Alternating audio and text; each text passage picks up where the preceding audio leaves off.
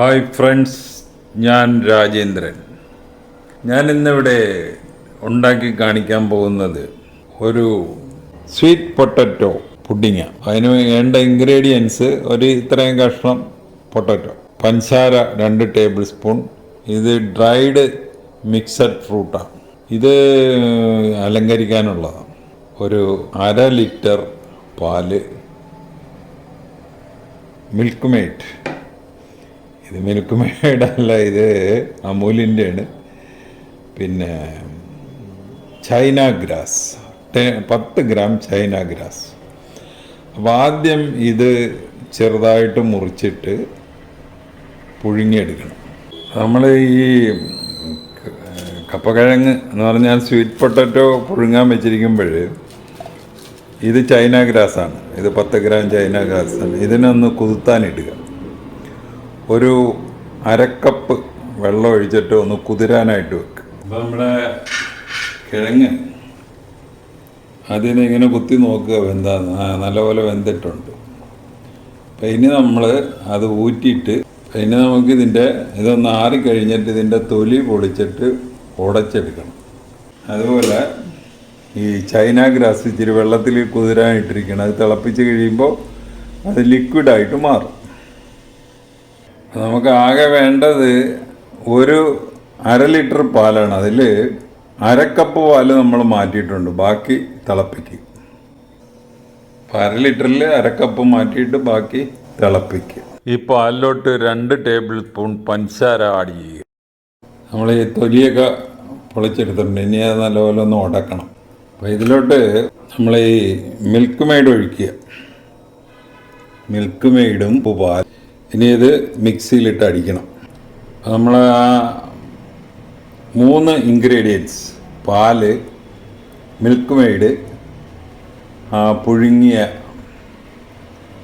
Sweet potato, അതിങ്ങനെ മിക്സിയിലിട്ട് അടിച്ചെടുത്തിരിക്കുക. ഇനി അടുത്തത് നമ്മളിത് ചൈന ഗ്രാസ് തിളപ്പിക്കാൻ പോകും. ഇതിപ്പോൾ ഒരു ലിക്വിഡ് ആയിട്ടുണ്ട്. ഇനി ഇത് അരിച്ച് മറ്റേ പാല് തിളപ്പിച്ചതിലോട്ട് ഒഴിക്കണം. അപ്പോൾ ഇത് ഈ 3 ഇൻഗ്രീഡിയൻസ് ഉള്ളതും കൂടെ ഇതിലോട്ട് ഒഴിക്കുക. നല്ലപോലെ ഇളക്കുക. അപ്പോൾ ഇതിലിപ്പോൾ പാല്, ചൈന ഗ്രാസ് വെള്ളത്തിലിട്ട് തിളപ്പിച്ചത്, പിന്നെ മിൽക്ക് മെയ്ഡ്, സ്വീറ്റ് പൊട്ടറ്റോ അരച്ചെടുത്തത്, 1/2 ഗ്ലാസ് പാല് അതിൻ്റെ കൂടെ ചേർത്ത് ആ മിശ്രിതം. ഇനി ഇത് കുറച്ച് നേരം ആറാൻ വെക്കുക. ആറാൻ വെച്ച് കഴിഞ്ഞിട്ട് ഒരു പാനിലോട്ട്, ചതുരത്തിലെ ചില്ലിൻ്റെ ഒരു പാനുണ്ട്, അതിലോട്ട് ഒഴിക്കുക. അപ്പോൾ ഇതുപോലൊരു ചതുരത്തിലെ പാനുണ്ട്, അതിലോട്ട് ഒഴിക്കുക. അപ്പോൾ ഇത് തണുത്ത് കഴിയുമ്പോൾ ആൾറെഡി ഒരുമാതിരി ഉറക്കും. അപ്പോൾ അതിൻ്റെ മുകളിലോട്ട് നമ്മൾ ഈ അലങ്കാര വസ്തുക്കളൊക്കെ ഇട്ടിട്ട് ഇതൊന്ന് ഫ്രിഡ്ജിൽ വെക്കുക.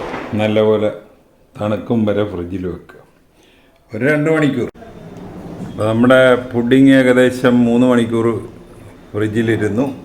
ഇനി നമുക്കതൊന്ന് മുറിച്ച് നോക്കാം. അപ്പോൾ നമ്മുടെ പുഡിങ് മുറിച്ച് വലിയ കുഴപ്പമില്ല. അപ്പോൾ ഇത് 3 മണിക്കൂർ ഫ്രിഡ്ജിലിരുന്നതാണ്. അതാണ് ഇങ്ങനെ ഇത്രയും കട്ടിയായിട്ടൊക്കെ കിട്ടിയിരിക്കുന്നത്. എങ്കിലും സോഫ്റ്റാണ്. നമുക്കതൊന്ന് കഴിച്ച് നോക്കാം.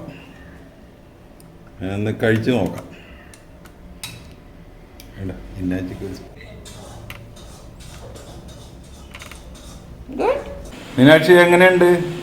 എങ്ങനെയുണ്ട്?